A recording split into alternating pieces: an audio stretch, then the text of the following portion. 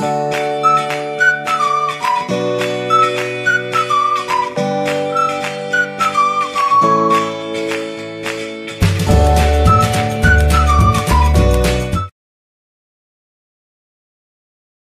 all to Manila.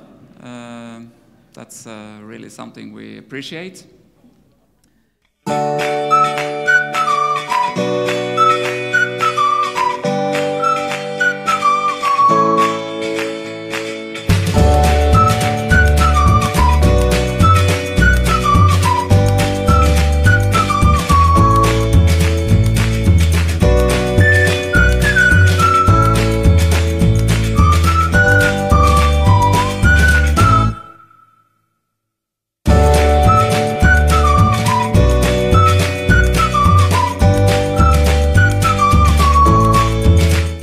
Major standing committees which have been in the last triennium.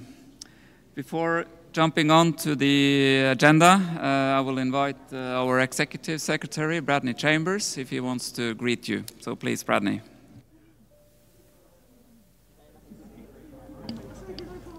Well, good morning, everyone, and it's so nice to see you all here in Manila. As you can see, from the preparations, from the minute you get off the airplane to the moment you step into either the hotels that have been designated. People aren't hearing you properly.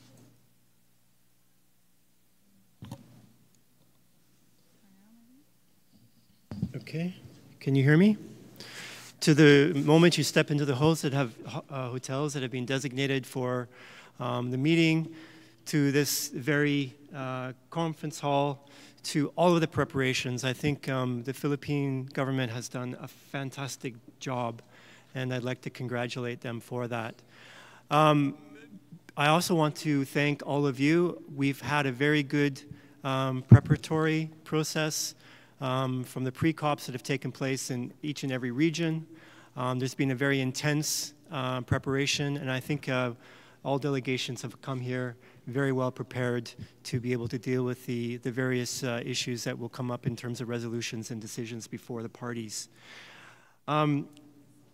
Today's standing committee will be, as our chair has mentioned, will be not a lot of business, but more in terms of a few issues that we want to go over with all of you in terms of some of the key elements that we need to be able to ensure that we have complete information and complete understanding as we move forward in the next few days. So item 8 will be of particular importance for discussing some of the COP preparations and some of the COP elements that we want to just emphasize and make sure that everyone's on the same page as we move forward. It's going to be a very busy day. I'm just coming from the leadership dialogue this morning. As you may know, we partnered with UN Environment to host a dialogue on pollution issues. Pollution will be the theme for the United Nations Environment Assembly that will come up in December.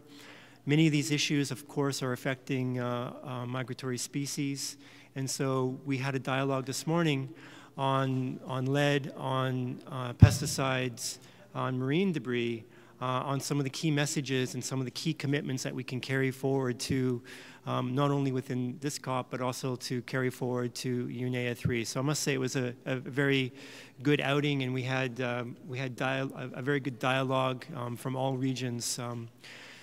We will then, this afternoon, continue the dialogue at the high level with ministers, and we'll focus a little bit more on the Sustainable Development Goals and migratory species.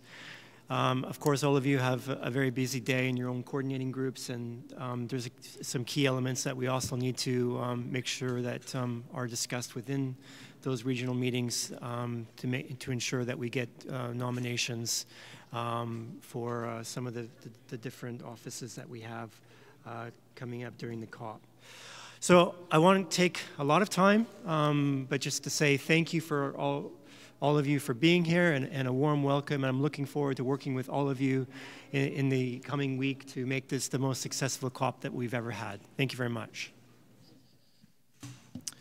Thank you, Bradney. Indeed, I do share your sentiments. For a long time, it's been my impression also that we are actually facing probably the most successful and maybe important COP as well.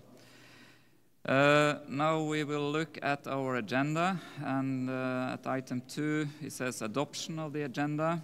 So I want you to give any comments on the 2 documents, if you have any, and then we can adopt these schedules. Any comments? I think you have to raise your flag if I'm to see any responses. I don't recognize any flags, so the agenda has been adopted. Then we are on to item 3, adoption of amendments to the Standing Committee Rules of Procedure. It's only a slight change, and I will ask Melanie to introduce this. Thank you. Thank you very much. So the Rules of Procedure contained in document 3 were adopted by the Standing Committee at the 41st meeting.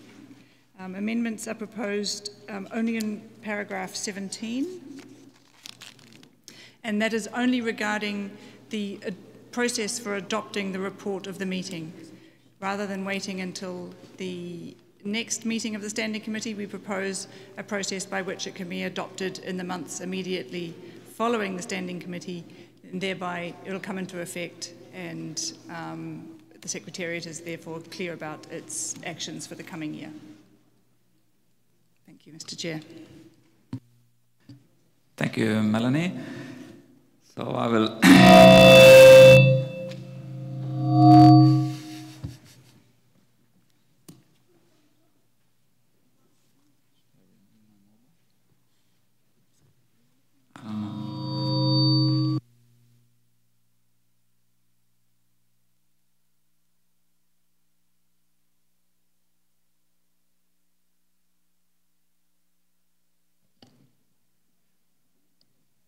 for the technical people, could we just turn down the intensity a bit? They're too loud. Okay, let's try that. Okay, sorry for that. So you heard the changes proposed. Are there any comments on this specific paragraph 17?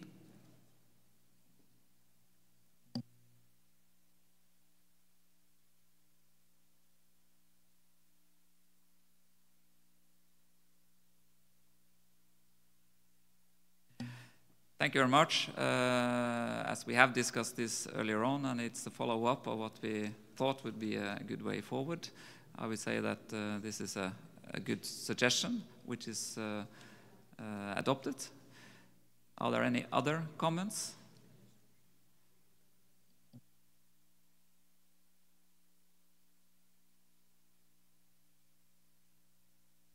Thank you very much. So the rules of procedure have been adopted for this committee meeting. Thank you.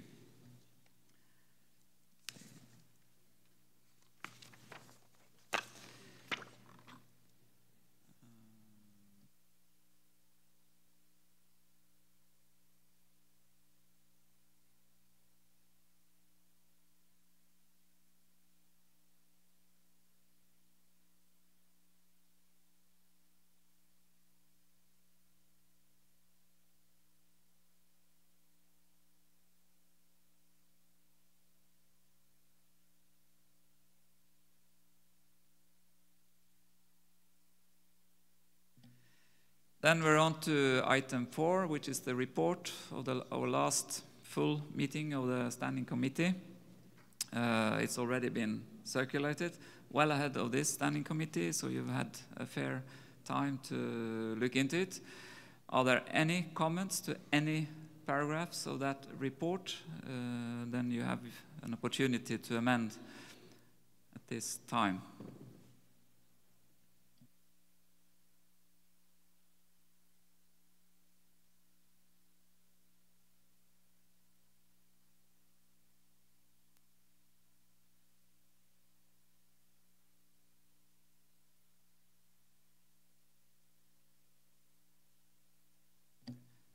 Actually, I don't see any comments from the floor, so I take it that the report do indeed reflect what was discussed and at the Standing Committee 45 and can be accepted or adopted as it stands. Thank you very much.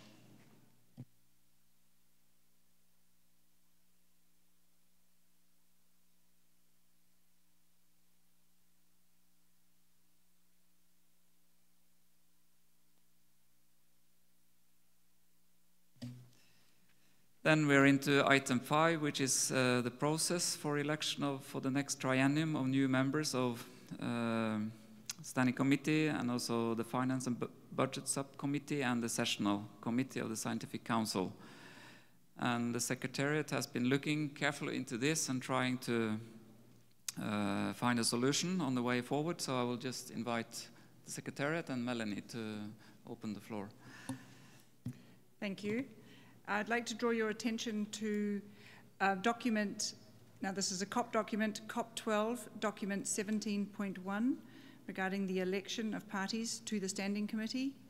In this document we have outlined the provisions provided in Resolution 915 regarding the election of members to the Standing Committee, and we have a table outlining the current status of members of the Standing Committee.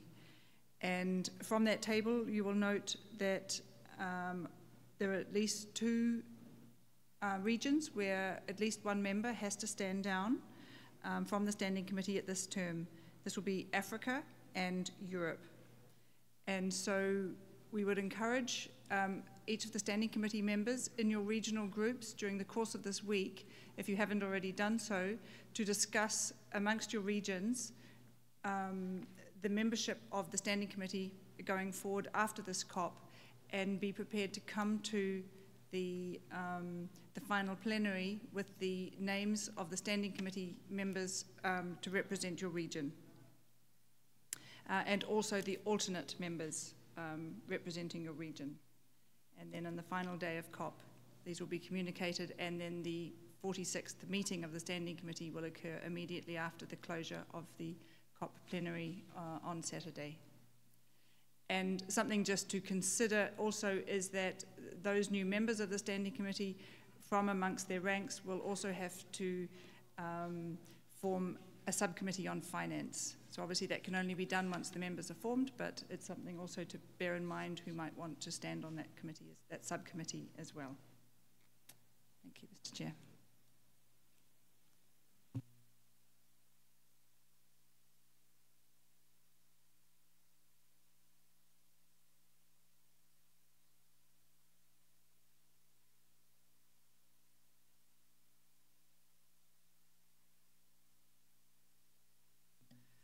Thank you, Melanie. I take it that we do not need to see any comments. There's been a lot of work put into this to collate this list, but I do see Costa Rica. Please take the floor.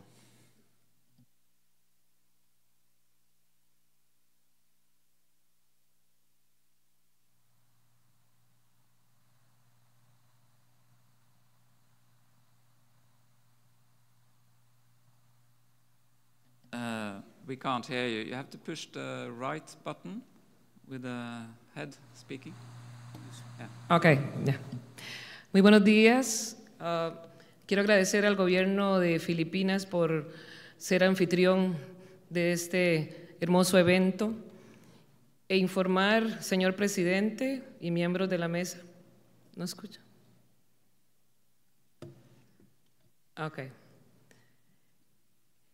Informar a los miembros presentes que estamos muy agradecidos por la modalidad de presentarnos mediante las pre-COPs, porque nos facilita trabajar para atender este tipo de procesos. La pre-COP de América Latina y el Caribe nos hemos organizado de tal manera que ya tenemos identificados los miembros para el comité permanente, los miembros para el comité científico y algunos miembros que pueden participar en el comité de finanzas. Muchas gracias. Buenos días.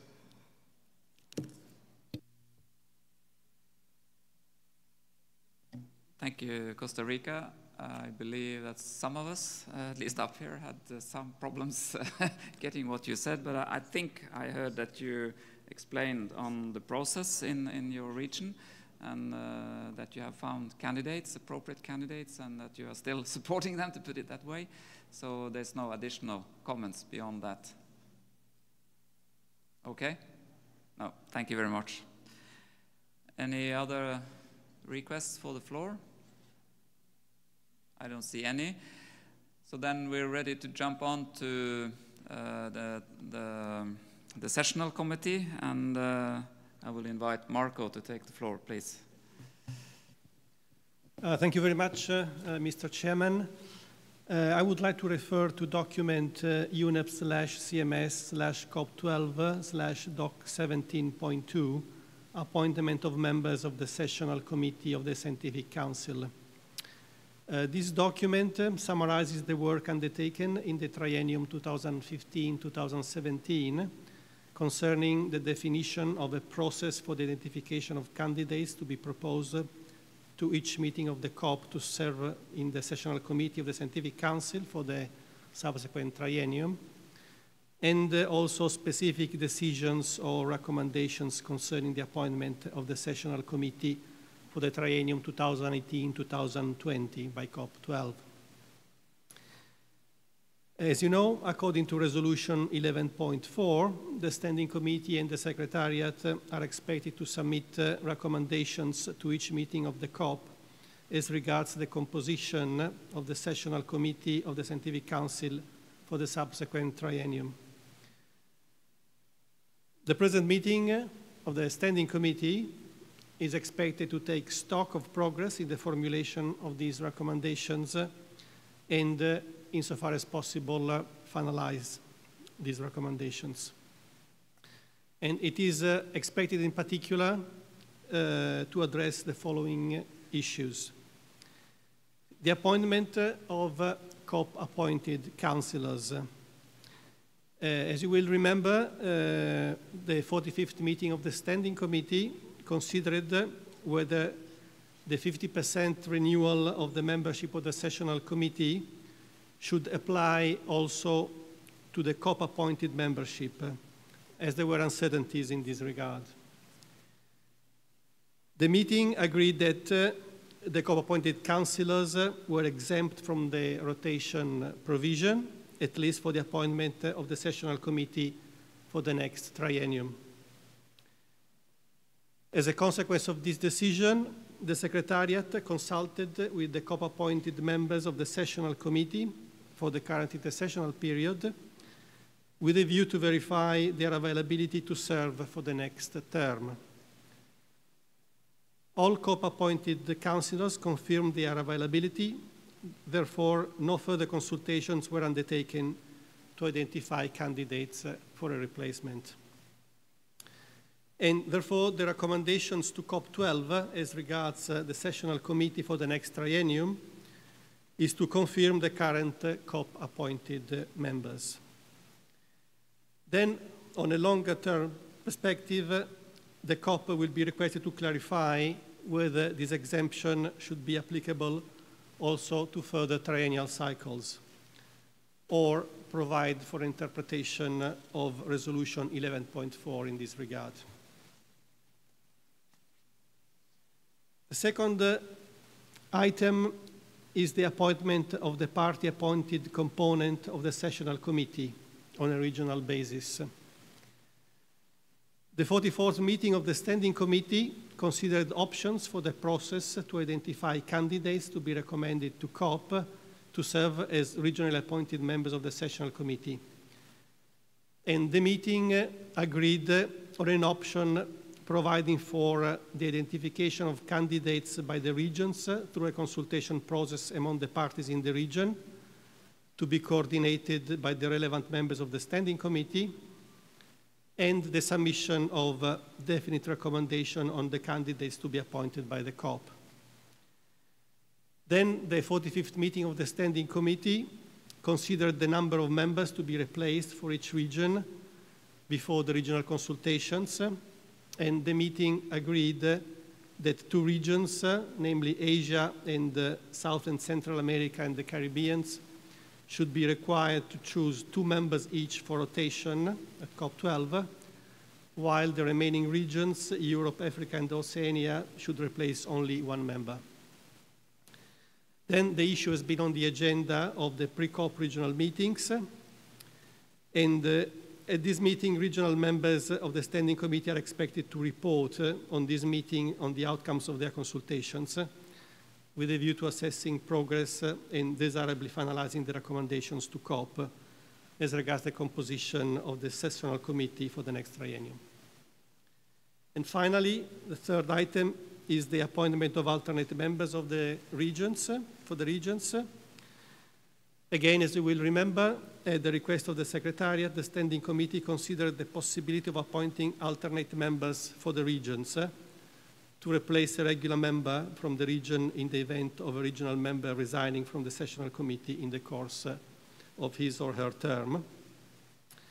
The Standing Committee generally supported this possibility, and the member of the Standing Committee coordinating regional consultation were requested to possibly identify alternate members to be appointed by COP12 in the case COP12 would agree on the appointment of alternate members. And again, it would be interesting to see if what have been the outcome of these say consultations for each regions. And yes, this brings me to the end of this presentation, Mr. Chairman. So I leave the floor for possible, say, report from the regions.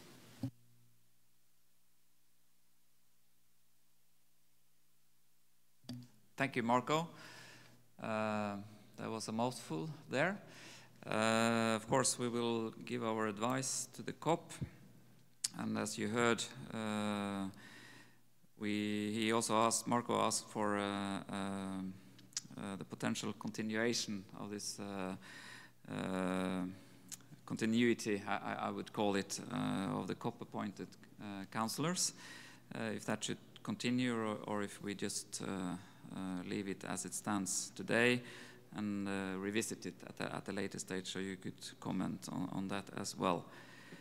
As you have noted from our week-long agenda, there is a slot for regional meetings. I believe it was in the mornings.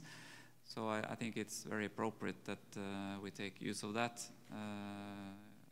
in preparing for the final election of the proposed members. Okay, I will open the floor for any comments to these suggestions made by the Secretariat. It's Mongolia first, please. Thank you, Chair. First of all, Mongolia wish to express its appreciation and gratitude to the CMS Secretariat for the organization of the COP, and also the host country, Philippines, and the Manila people. Mongolia is going to talk on behalf of the Asia Group, and today we had our regional meeting, and however, we were missing a huge potential, half of the regional delegates today, but tomorrow we are going to receive the candidates for both for the standing and scientific committees, and also I think we will be able to present the members for the working groups and the committee, I think. Thank you.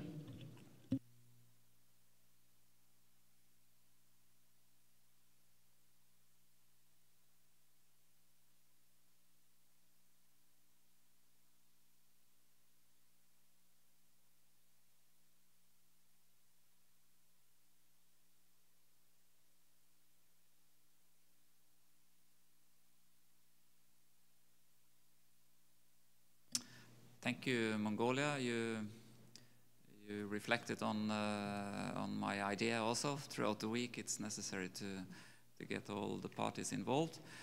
I should add that the Secretariat will have a staff member in each group of the regions to maintain that liaison and contact with the Secretariat, which I think is important because the Secretariat has put quite some work into this and preparing, but it is of course up to the regions to do the final choices. I recognize France, please. Merci, Monsieur le Président. Je vais rejoindre tout d'abord ma collègue de Mongolie pour remercier et féliciter les Philippines pour l'excellente organisation de cette conférence et aussi le secrétariat qui n'a pas ménagé ses efforts pour cette conférence soit un plein succès.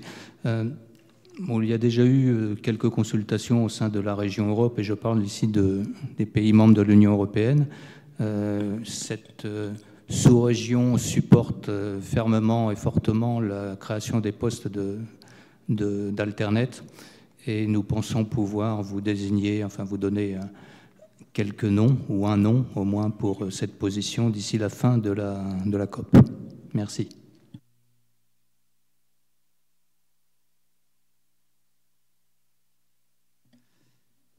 Probably heard half of what you said, but I think it was about alternate members and that you're working on that.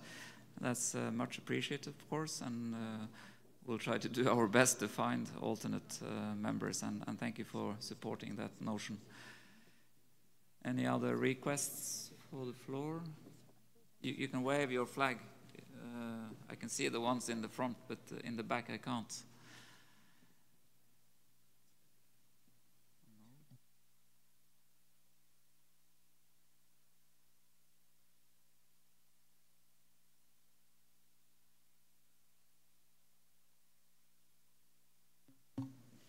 And just one more thing on the subject of credentials, on the subject of elections, is the Credentials Committee.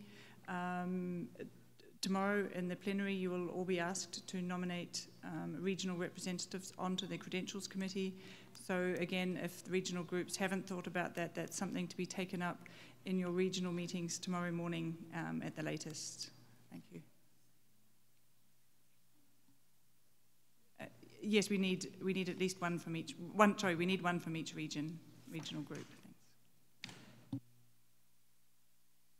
Thanks. Thank you, Melanie, for reminding us.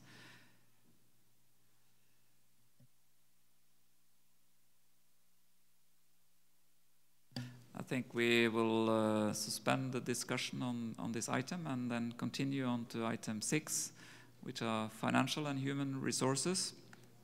And there are some reporting to be done, and also focusing on the parties with contributions in arrear. And I will, of course, invite the Secretariat to update us, please.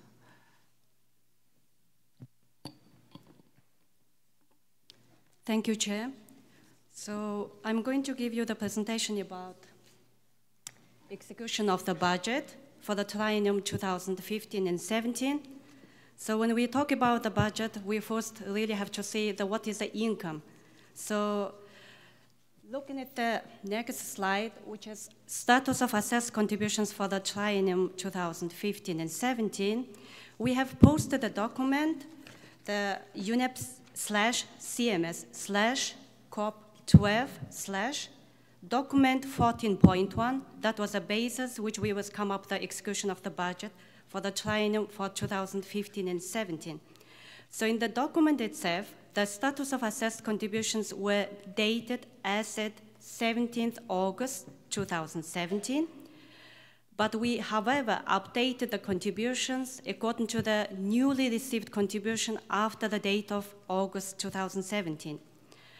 As you will see in the slide, so we have a section said paid contribution, contributions due, and total assessed contribution for 2015 and 17, which consists of the budget for the triennium.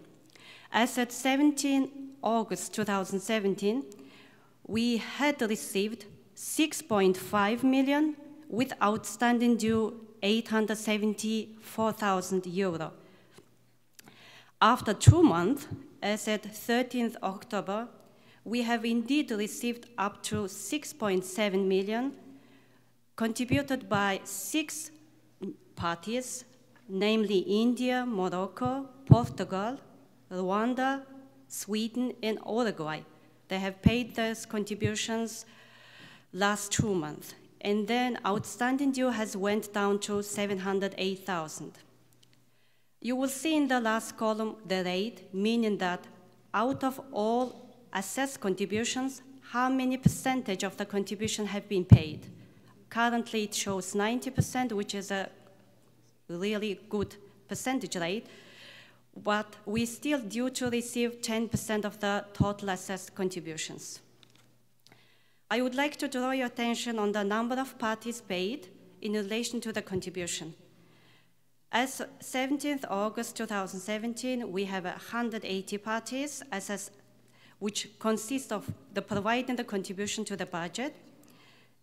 17th August, we had 64 parties pay their contribution and 56 parties yet to pay their contribution. By mid of October 2017, the number of paid has increased by 6 to 70, and number of parties with a due went down to 50. Still, that means that even though 10% of the contribution is yet to be paid, the 48% of the parties are still not settled their contributions. So apart from our existing parties to the convention, we had new parties joined after the COP11. So I will give you the next slide that states here status of new parties assessed contributions for 2015 and 2017. By the time when we prepared our document, we have received out of 4 new parties, we have received €600 as a contribution to the triennium, yet to receive the contribution of 428,000 at that time of the August. The situation has changed after that within 2 months. The paid contribution has increased to 38,000, which is attributed by Brazil in Afghanistan, and the contribution due still remains 387,000. As you know, that we have a new party joined after August, meaning that namely Dominican Republic and Bosnia and Herzegovina joined the Secretariat in November and December 2017. That's why it is actually given the increase to the total assessed contributions from new parties to €425,000. Now I would like to talk about how we implemented our budget for the triennium 2015 and 17. In order to simplify the understanding of this implementation, we come up the slide making the aggregated figures based on the budget item. So the first one is the staff cost, the next activities related to the strategic plan working group and the analysis of synergies.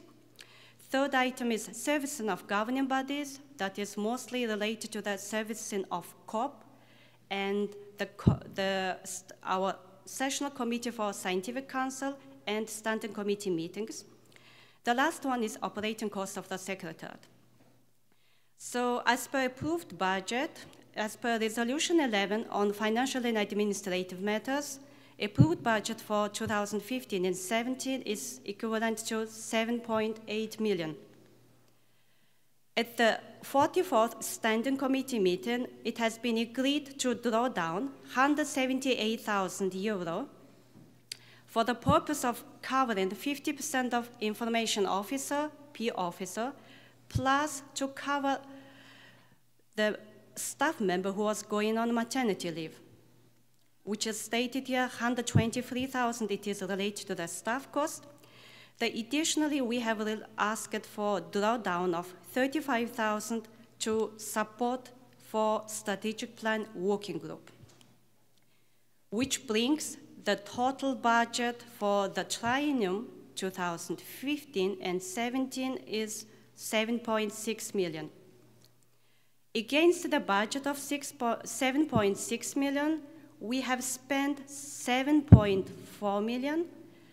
As per item, the budget item, you will see all our implementation status.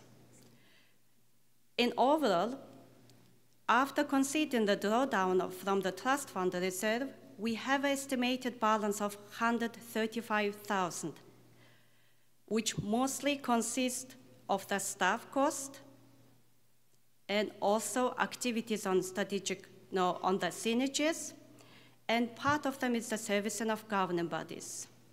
We have unfortunately had over expenditure under operating costs due to the reasons mentioned in the document 14.1.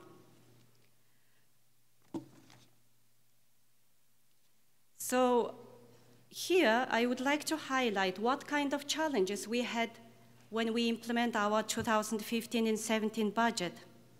First of all, our staff budget, especially our professionals, were underestimated. It was difficult to actually cover the staff entitlements associated with the internationally recruited staff members. The second issue is information technology services, which is provided by United Nations volunteers, exceeded the budget due to the revised help desk fee. So initially they had the minimum rate, but they have to really bring to the market rate, which really resulted in a huge over expenditure. Another item which we had the challenge is contractual services budget, such as translation of the meeting documents and official correspondence of the Secretariat, as well as a report writing of the meetings of governing bodies. We had the tremendous number of documents to be translated for Spanish and French, which resulted also actually it's not possible to cover it within the approved budget. The last one, as you may know, the United Nations Secretariat has moved to the new enterprise resource planning system called Umoja.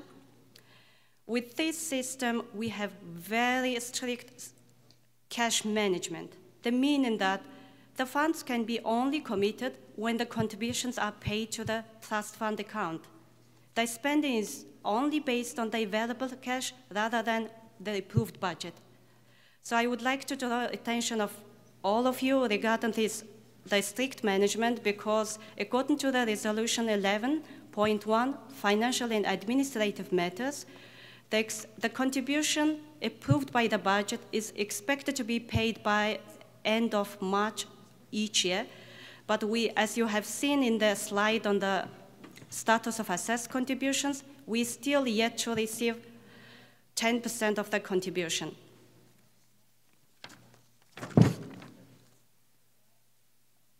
So the next slide is related to give you the overview of what is a balance on the trust fund as estimated by 31st December 2017.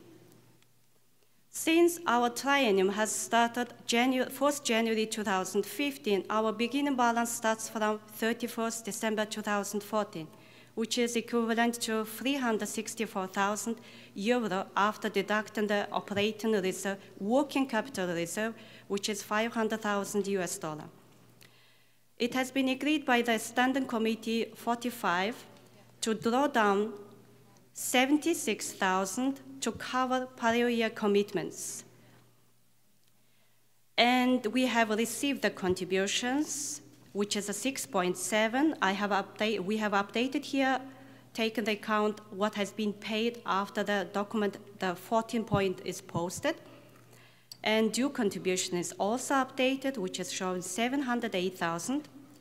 And we also updated, including the contribution received from new parties. So total expenditures for the triennium remains the same, 7.4 million, which results 282,495 is estimated trust fund balance by end of December 2017. However, please note that this 282,000 is already including unpaid pledges before the triennium started, which is equivalent to 109,000 euro. If we do not receive these 109,000 euro by end of December 2015, our drawdown will be further reduced to 270,000.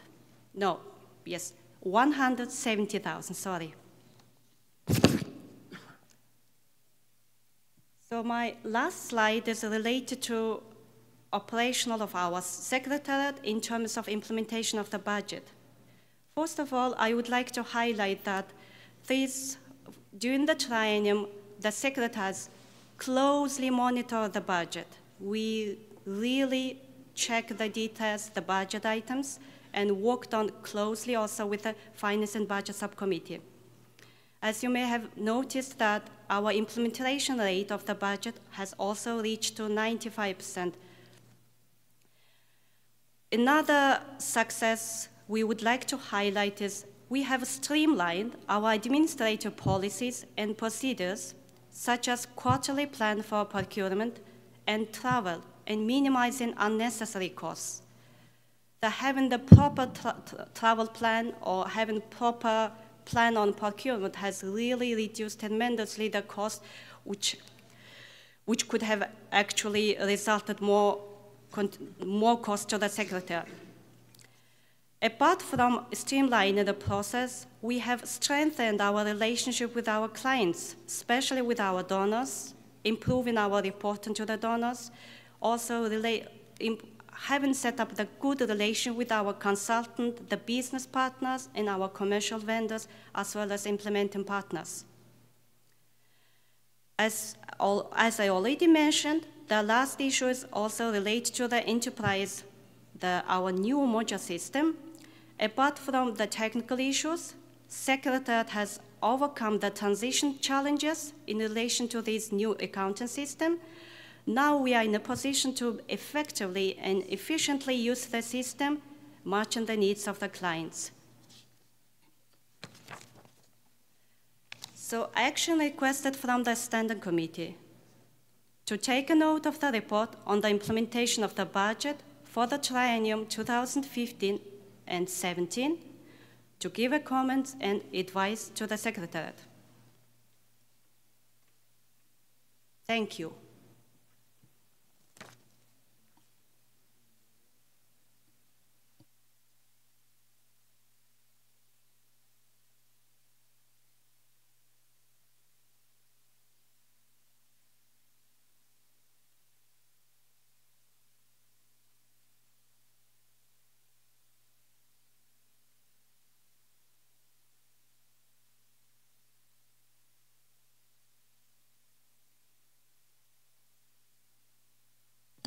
Thank you for your patience. I was just clarifying how to proceed.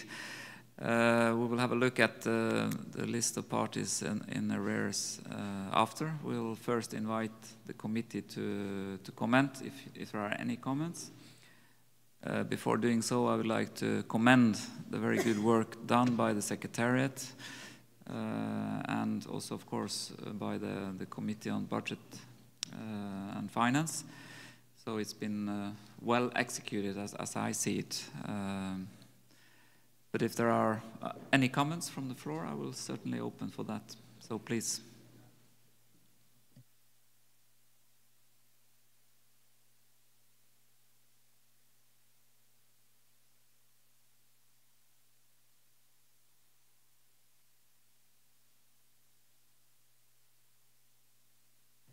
I don't see any flags, and of course the issue of finance will be revisited at our COP anyway, so you have a chance to come back to issues that you want to raise at a later stage.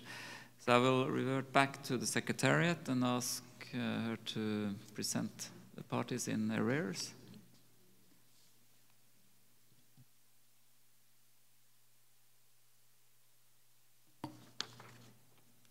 Thank you, Chair. As it was already mentioned by the CMS Secretary, Ms. Melanie Virtue, I'm just going to give a more highlight on how many parties are outstanding with contributions on arrears of more than 3 years and more to the CMS Trust Fund. So the background is, so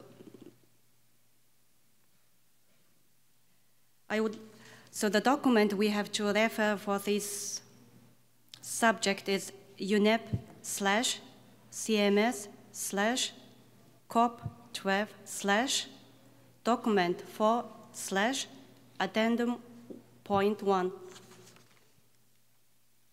So the background of the document is related to the Resolution 11.1 on financial and administrative matters.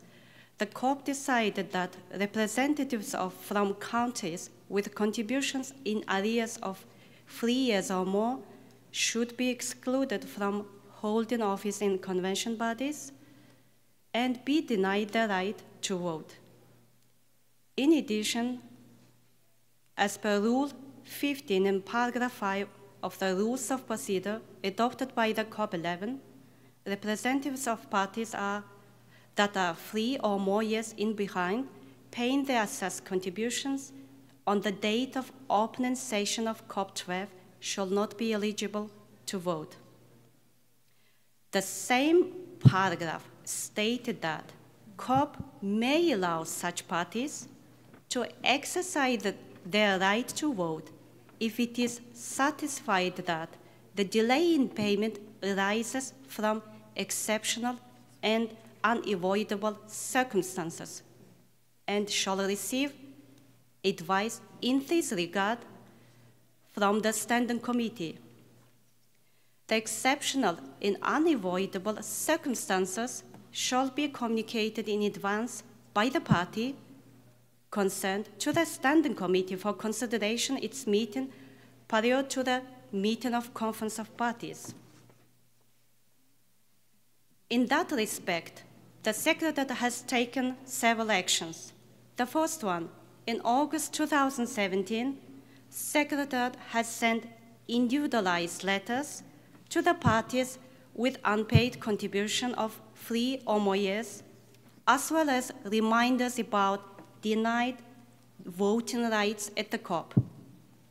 To facilitate the process, the Secretariat has prepared this document, Addendum 1, listing all those parties. At the same time, Secretariat has informed the Standing Committee members through email, bringing their attention to the list of parties, which may communicate to Standing Committee members directly concerning their outstanding dues in order to have a right to vote at the COP12.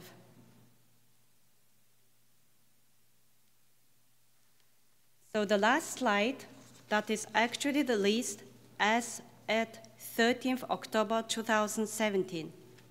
So we have 17 parties which have outstanding dues of 3 or more years to the CMS Trust Fund. As you will see there, years in arrears is also indicate, The years in arrears are clearly indicated on the last column.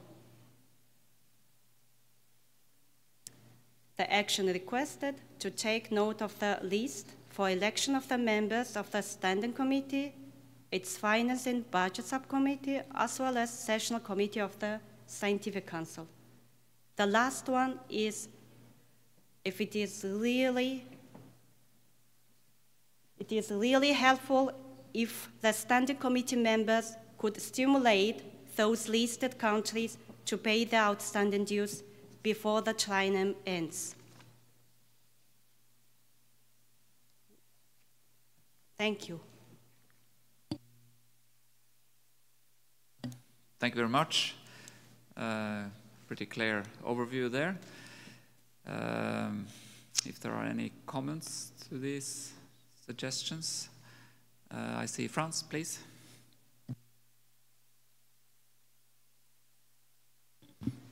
Merci, Monsieur le Président. J'ai compris que j'ai parlé trop vite tout à l'heure. Donc je vais parler plus lentement. Je remercie le secrétariat pour cette présentation et je vais redire ce que j'avais déjà dit dans un comité permanent précédent.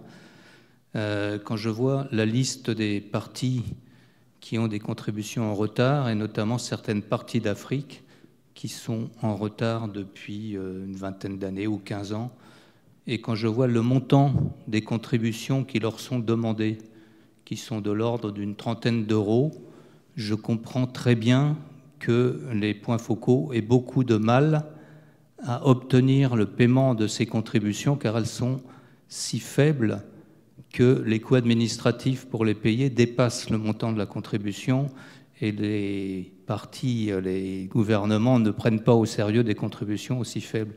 Donc je reviens avec l'idée que j'avais soulevée il y a quelques comités permanents d'une contribution minimum pour les partis qui permettrait d'avoir quelque chose de plus consistant à proposer au gouvernement et peut-être plus de chances d'être payé à la fin.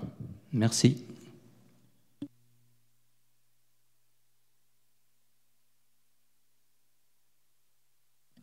Thank you, Franz. Yes, you are reflecting correctly. We did discuss at our last standing committee the concept of a minimum contribution, €1,000 or €2,000.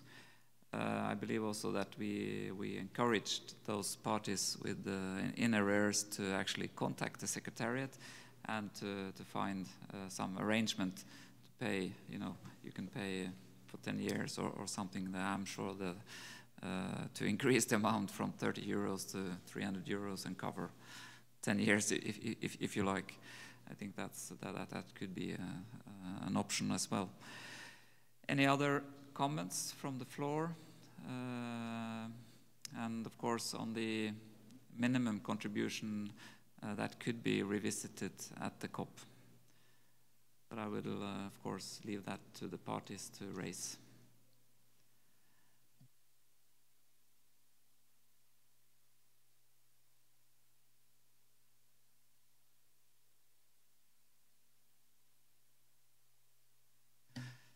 I don't recognize any further comments at this stage, so we just take note of the presentation just made by the Secretariat.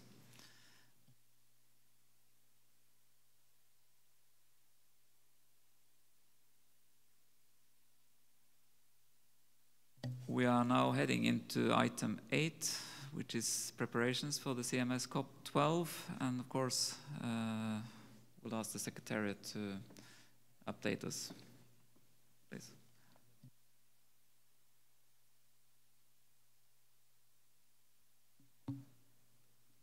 Thank you, Mr. Chair.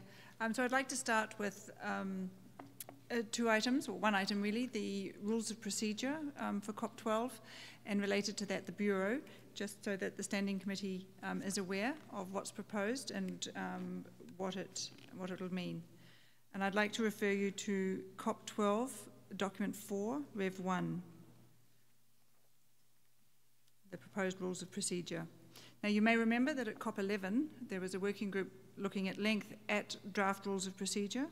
They considered the draft and decided to submit the resulting text that came out of COP11 to COP12 for adoption. And this text is contained in document COP12, Doc 4.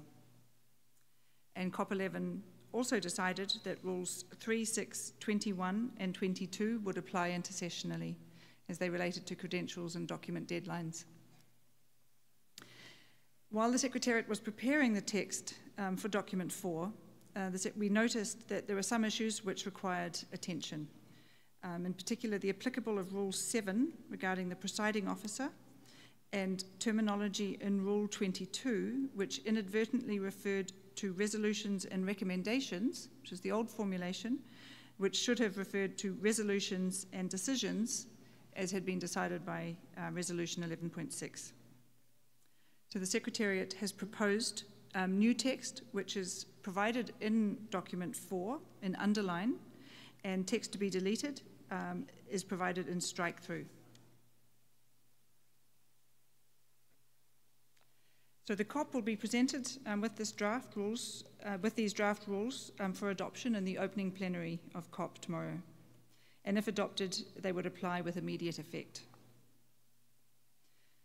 And I'd just also like to point out that the Secretariat has added to the meeting documents a document 4, Addendum 2, which is the rules of procedure for COP11.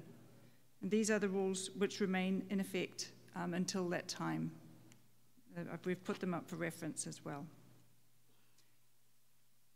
So, Mr. Chair, I'd like to stop there and see if there are any questions, and then I would continue with the Bureau. Thank you very much, Melanie, for that introduction and overview. Any comments so far?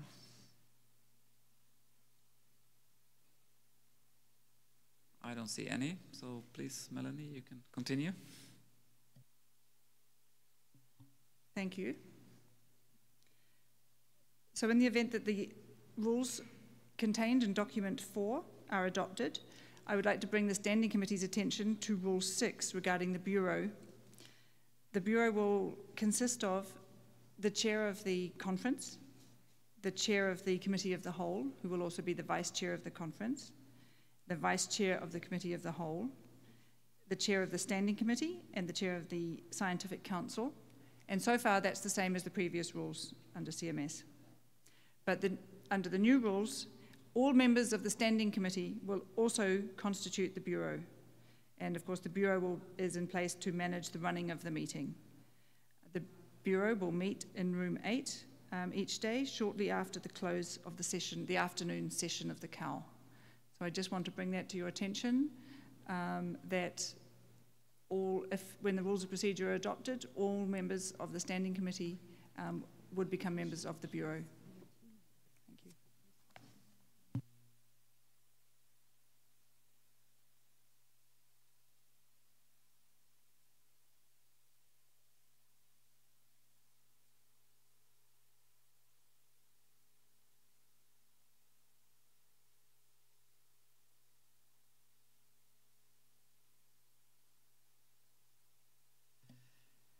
Thank you, Melanie. I was thinking, that we will have a very sort of huge group constituting the Bureau, which I'm not really interested in, to put it very bluntly. We will, of course, adhere to the rules of procedure, but I will encourage you to only send one representative from each representative of the Standing Committee and not send delegations. Then we will be, it could be 50 or so.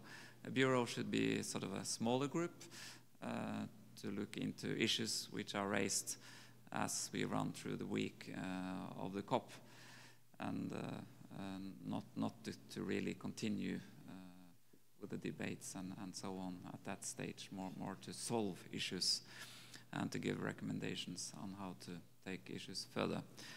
And as Melanie said, we are also invited to sort of keep open lines in the regions to exchange communication. So if there are any issues raised during the COP, those will flow easily into the representatives which will attend the Bureau. But I see a flag. I think it's Germany, is it? Please. Thank you. Thank you, Øystein. Thank you for giving me the floor. Good morning to everyone. It's good to be here. Thank you to the Philippines as well, as previous speakers have said. We're very happy to be here. And I just wanted to raise a small issue that we've noticed when looking at the new Rule 6 of the revised Rules of Procedures, because it now says members of the Standing Committee. And I think the interpretation that was just given by the Secretariat is that it would be all members of the Standing Committee that participate in the Bureau. But the way it reads now would leave that possibility open, would potentially also allow for a Bureau just being set up by some members of the Standing Committee. So I would just introduce, if you agree, that we say and the members of the Standing Committee, just to be clear on that. Thank you very much.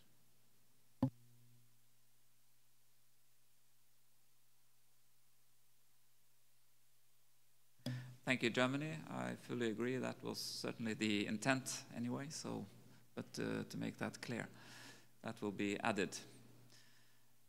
Any further comments? No.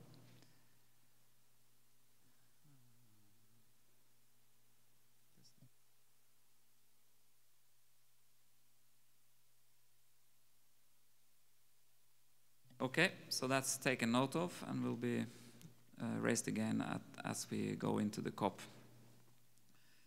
Now we have item 9. Sorry, you have more. Going too fast, please, Melanie. Another item that we would just like to make sure the Standing Committee is fully aware of to ensure the smooth running of the COP, and that is agenda item 21 on the repeal of decisions. Now this has been a 6-year process to tidy up and bring consistency to the resolutions and recommendations that have been adopted over the 34 years of CMS. It's a major housekeeping exercise, and COP11 through resolution 11.6 directed the Secretariat to identify provisions of old resolutions that were out of date, superseded, or in which the tasks had been completed. And you will recall that the Secretariat tabled at the previous Standing Committee document StC45, document 19, Rev 1, on this same subject. And the document COP12, Doc 21, is simply an update of this document. So the Standing Committee has already reviewed the Secretariat's preliminary work on this issue. You agreed with the proposals contained in that document, and since then the Secretariat has completed the work that was anticipated in that document. And document 21 contains Annex 1, which is resolutions and recommendations previously repealed, Annex 2, resolutions and recommendations that should be repealed in full, Annex 3, resolutions and recommendations that should be repealed in part, Annex 4, resolutions and recommendations that should be retained in full, and Annex 5 contains a summary table of all of the above. Those provisions to be repealed in part can be found in agenda item 21.1, and of those to be repealed in part, some were on the same theme. For example, bycatch. There were 5 old resolutions or recommendations on bycatch, and the Secretariat has consolidated these into one resolution going forward. These consolidations are found in agenda item 21.2. And in some cases, due to changes in scientific information or recent developments, the Scientific Council or the Secretariat felt that certain of these resolutions should be updated with new substantive preparations.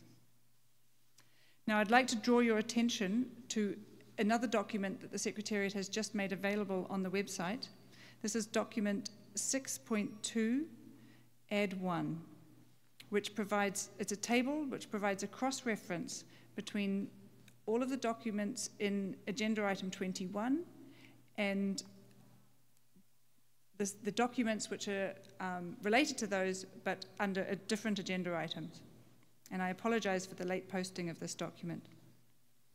And it is our proposal that when there are 2 such documents on the same subject, and for example again with bycatch, we have document 21.2.4, which is the simple consolidation of old resolutions on bycatch, and then also document 24.4.4, which is that same document now updated, that in that case they be discussed together under the later agenda item, and if necessary, go to the relevant substantive working group. And in this case, obviously, it would be the aquatic working group. And this is explained in document 6.2, add 1. We have a column at the end which explains which working group we foresee each of these documents to go to. All other documents under 21.1 and 21.2, which have not been further modified, would be considered in the Committee of the Whole, and if necessary, by the Repeal of Decisions Working Group, which will be established by the COW if parties so decide. And in repealing in part many of the older resolutions and recommendations contained in 21.1 to remove provisions that were out of date or superseded, the Secretariat was aware that the remaining provisions that were left, it could have been improved. However, in the interest of managing this already very complicated agenda, the Secretariat chose not to update these very old resolutions.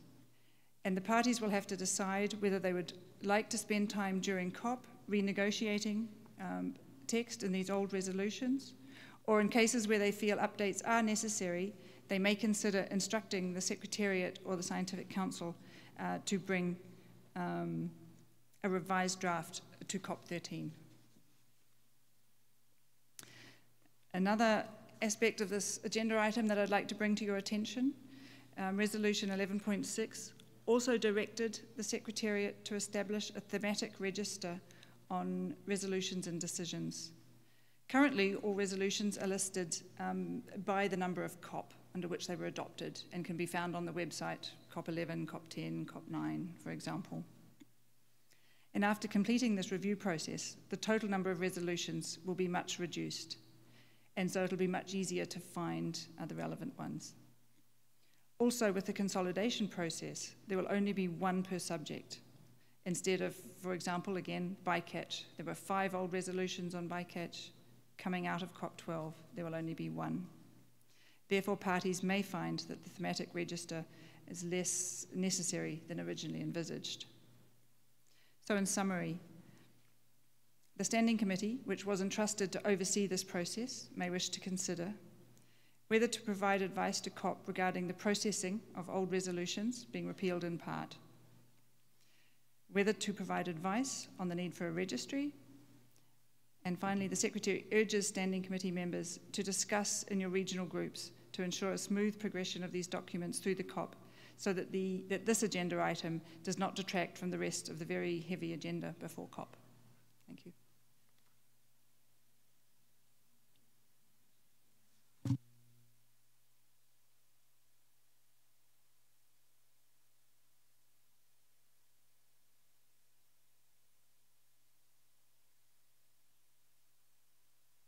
Okay, just to repeat my summary recommendations, that the Standing Committee, which was entrusted to oversee the process, may wish to consider whether to provide any advice to COP regarding the processing of the old resolutions being repealed in part. That is, whether to try adding new text to these very old resolutions, and whether to provide any advice on the need for a registry, and finally, that you may wish to discuss this item in your regional groups to ensure the smooth progress of this item through the COP.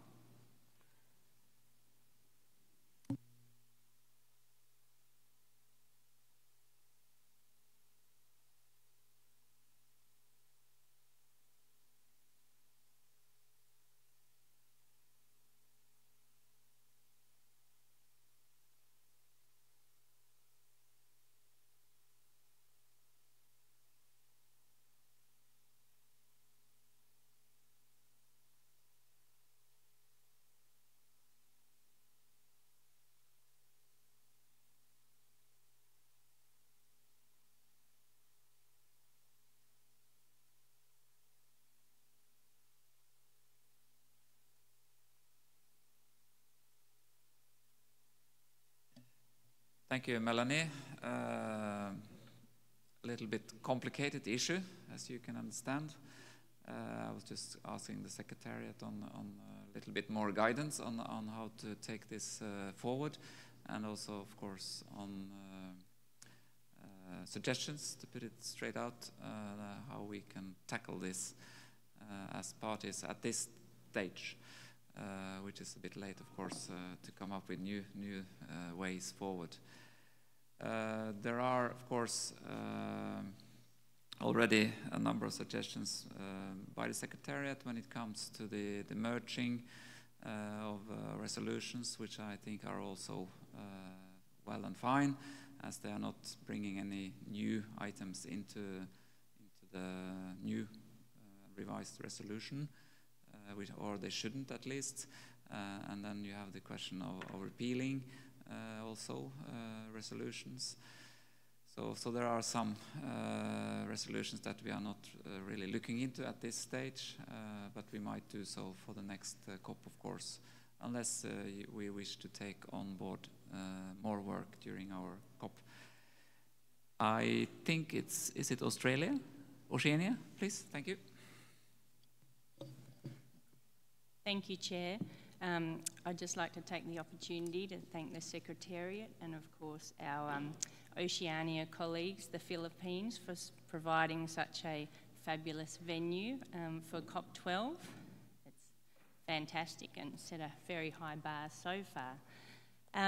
With regard to repealing resolutions and reviewing resolutions, we certainly recognise that it's been a mammoth task that the Secretariat and the Sessional Committee have taken on, and also reading through them, recognise a number of resolutions that still contain quite a bit of outdated text and references, and that would require substantial revision.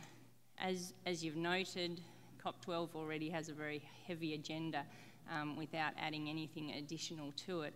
So we would certainly support a number of those older resolutions going through the intersessional period for significant revision and being represented to COP13. Thanks.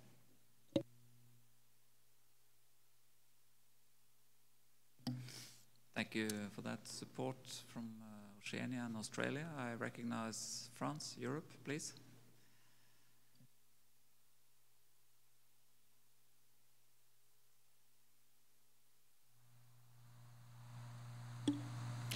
Merci, Monsieur le Président. Moi, je veux rejoindre ma collègue Narel pour souligner le travail énorme accompli par le secrétariat pour faire ce toilettage. Alors, j'ai aussi quelques réserves sur les consolidations de résolution où il y a encore beaucoup de redondances et certaines lourdeurs, certaines difficultés à utiliser les résolutions tant elles sont riches. Il y a beaucoup trop de considérants et je pense que le travail de simplification doit se poursuivre pendant la prochaine intersession, mais que ce travail est très important et a été très bien entamé, mais il y a encore quelques améliorations à apporter pour que les résolutions soient vraiment opérationnelles.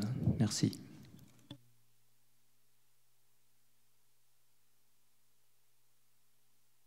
Thank you very much, France.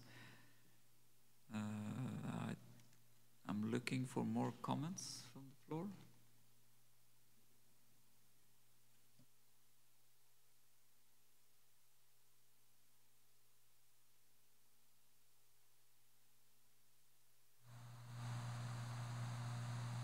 Chair, if I might be able to make an observation and a comment on the repeal issue that we have before us.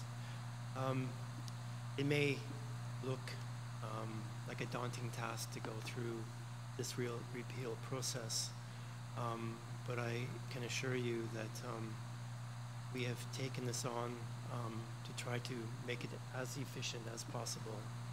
In terms of the repeals that we have made, it's been very factual. So, we've looked at repeals that were obvious, self-evident, old budgets, processes that had been finished, and it's very straightforward. And so really, before the parties, it's just to review the work of the Secretariat and see if it has been done as thoroughly as we expect that you'll find in terms of your examination of those documents. It's very important when you're looking at these repeals and the partial, the partial repeals, to make sure that we don't open up new negotiations on old text. Yes, you're going to come across, when you look at these documents, maybe terms, maybe wording that perhaps doesn't look so appropriate in today's context. But reopening all of these issues will actually be a bit of a Pandora's box. So we need to ensure that we honor the political discussions that took place, the context that took place when it came to adopting and discussing these documents as long as 35 years ago. And if we do start opening these issues again within the context of this COP, it's without a question, and I think all of you will recognize it's without question that it'll be endless. So there needs to be some discipline in terms of how we address these issues.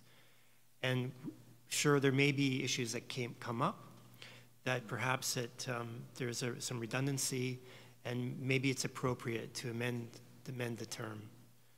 But I think that we need to limit the scope of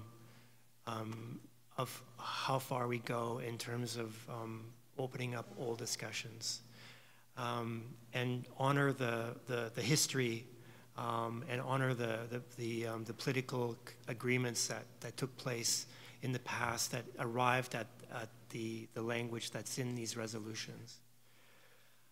I'm saying this now because I think it's important from the Standing Committee, if we do agree on moving forward in this regard, that we communicate this to the other parties and to the parties within the regions, that we have this sort of, I would say, a gentleman's agreement that we only open up some of this historical text only when it's absolutely necessary.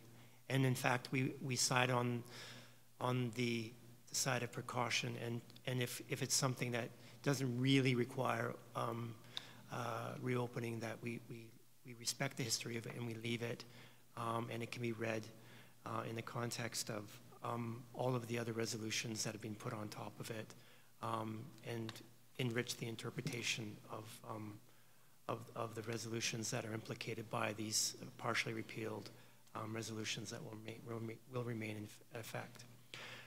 I would recommend this to the Standing Committee.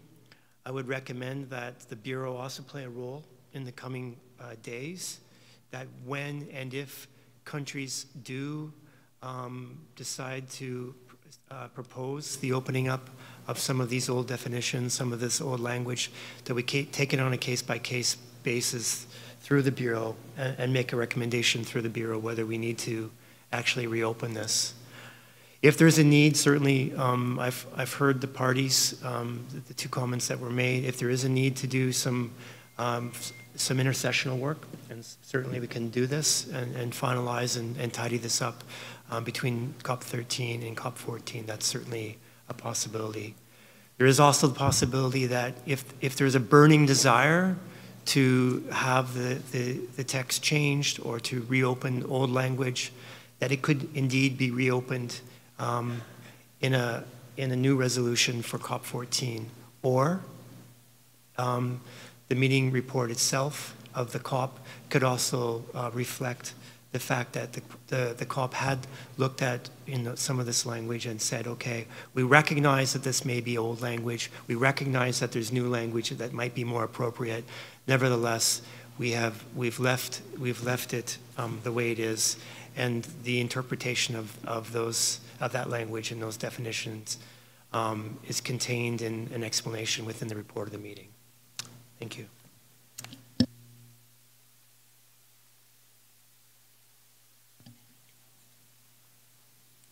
Okay. Thank you, Bradley, and also thank you, Melanie. I think that was clear guidance. We're certainly doing a step-by-step process. We need to keep our heads above the water, put it that way. Otherwise, we might drown. Simply, these are huge tasks. So I've always seen this as a sort of at least a couple of trienniums, 2 COPs to get through this process. So this is early stages, we might say, but of course it is the COP, and the COP can decide to do what it wants. It can overturn whatever it wants. Actually, I have experience in that. And but still, take heed of what our executive secretary just said, and we'll see what happens through the week. Thank you, both Melanie and Bradley, and again, if there are any further comments from the floor.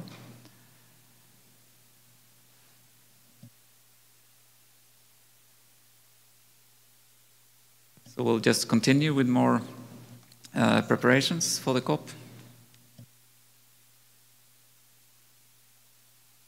Thank you, Mr. Chair.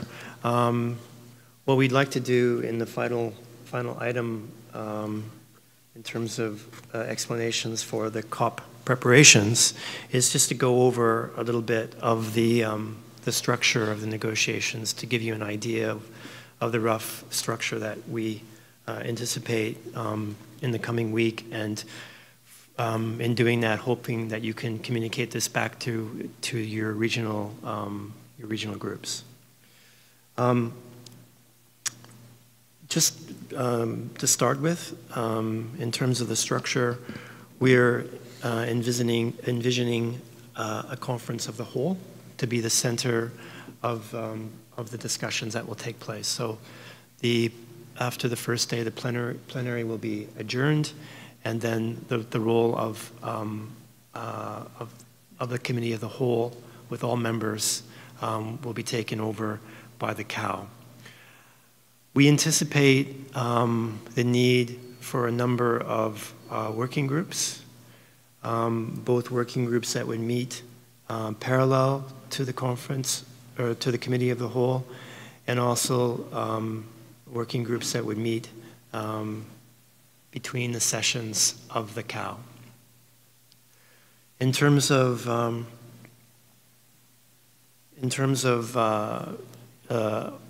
the parallel working group, we would like to ensure that we don't have a large number of parallel working groups, because a lot of countries don't have large number of delegates on their delegations. So in that regard, we'd like to limit the parallel working group to one institutional drafting group that would meet in parallel to the COW. This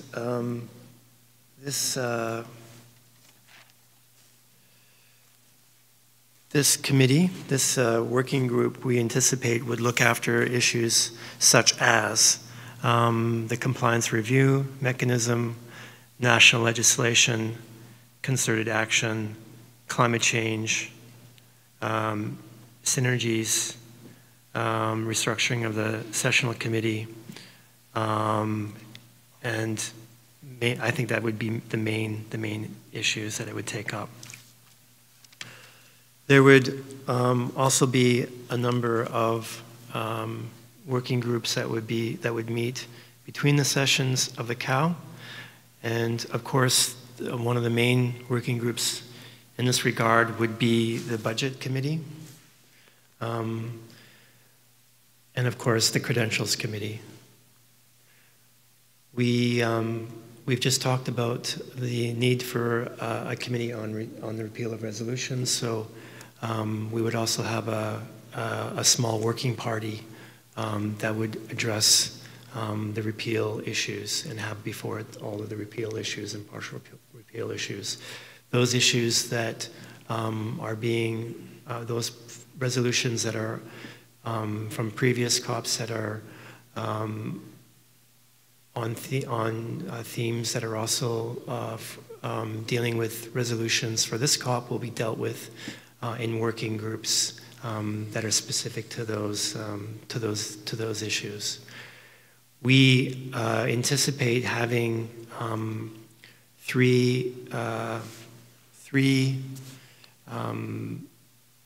working groups on taxa, one on aquatic, one on avian, and one on terrestrial that will deal with the specific issues that arise in those areas. We also anticipate that the COW can do quite a bit of work in terms of moving forward negotiations, and so We believe that the cow itself will be able to handle a number of the cross-cutting issues that will come up, as well as the species listing proposals. The idea to ensure that we have the maximum amount of time for discussions through the week is to, on the very first day, to set up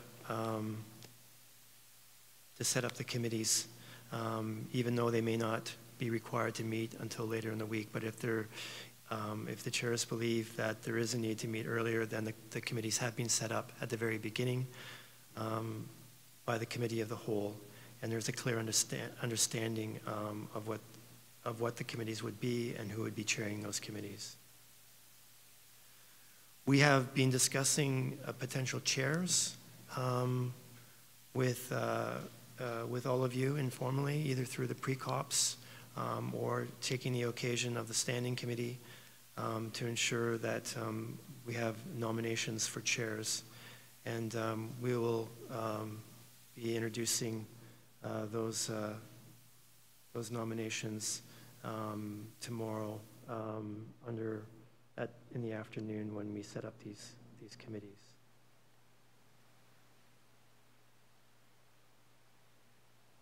I think that's it for now. Chair, if I've forgotten anything. Thank you, Bradley, on an issue which concerns us all, and I know there is huge interest in this, so it's good to be clear on this issue, how it's taken forward. Any questions related to this on the working groups? I don't see any, so I think you've done a good job in explaining how it will work, and of course, as was said, we will revert to this issue. But I do recognize Oceania, Australia, please. Thank you, Chair. Just briefly, we had a small regional meeting this morning, and one of the concerns that was raised there was the potential, which Bradley just confirmed now, of the species listing proposals only being discussed during Committee of the Whole. And they're not scheduled to come up, I think, until Thursday afternoon. And there was some concern expressed that that's leaving it a bit late to have substantive discussions, if we need to, on any particular proposals, and there could be merit in sending them to a working group earlier than that for discussion. Thank you. Thank you, Australia. We also have anticipated this potential issue, and this is in fact the reason we have recommended to the COP to set up these committees on the very first day. So even if the resolution hasn't been read within the Committee of the Whole, the potential working group has been set up. So the issue could actually be already discussed within that working group from the very first day, and the chairs will be made aware of that, and they can then propose to the group whether there's a need to actually start discussing some of these listing proposals. The way we actually see this happening, I mean, in the past, if you look historically at CMS COPs, most of them have been able to be dealt with on the Thursday or the Wednesday. There are quite a number of listing proposals this time, and there's also some issues revolving around some of those listing proposals. So we do anticipate there might be a need, particularly in the terrestrial area, to have early discussions started. And the chair has been made aware of that, and the committee will be set up. So I think we have a plan in place that will allow the maximum amount of time for negotiations to take place within perhaps some of these more difficult listing areas.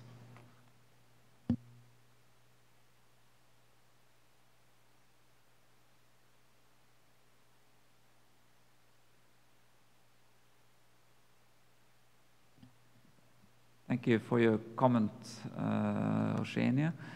I I take it that we will learn more on the process as we go forward tomorrow. So the point is well taken, of course, and then and the Secretariat has indeed made some preparations for this, and we'll see tomorrow how this will be organized. So thank you anyway. Any other comments from the floor? I don't see any. I think now that we have done away with item 8, preparations for the COP, and we are ready to jump on to the next item, which is offers received to host COP13. And Secretariat, please. Yeah. Thank you, Mr. Chair. I'm very happy to inform the Standing Committee that the Secretariat has received an offer to host COP13, and this is the government of India.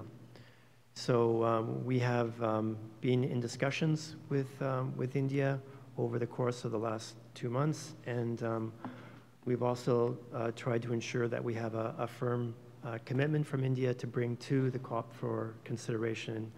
And I would like to inform the Standing Committee that we have now an official letter from the government proposing that COP13 would be held in India.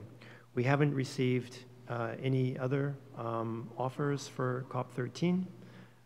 So with if we don't receive any more offers in the course of the week, we would then deal with this item of considering COP13 to be hosted by the government of India under Decision 31.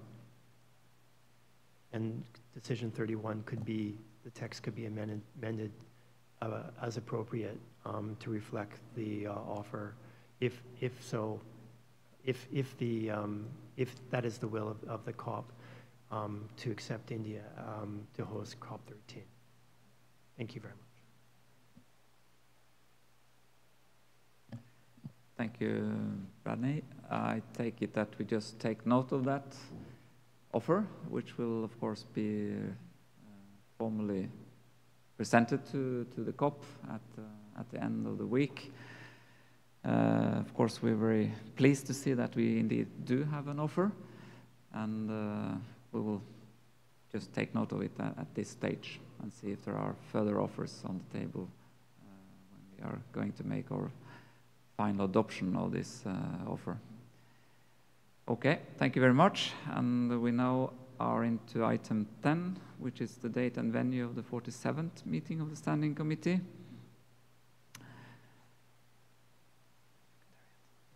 Secretariat. So the 47th meeting of the Standing Committee will take place directly after the conclusion of the COP, of the plenary. We anticipate a very quick Standing Committee. I know many of you will want to be catching flights, so it's quite important that when the plenary does end, that we reconvene as quickly as possible in the Standing Committee to go through the agenda items that we do have to take up. It'll be more of a procedural meeting, but nevertheless, there are some items that we'll have to deal with at that Standing Committee. Thank you. Okay, thank you. Yeah, it's back to back with the closure of the COP, and it's standard procedure, to put it that way. It'll be short. Hopefully half an hour or so. Thank you very much. And we can now jump into item 11, which is any other business. We have that item. I'm not too happy about it, but it's there on the list. So if you do have any other issues, I don't see any requests for the floor.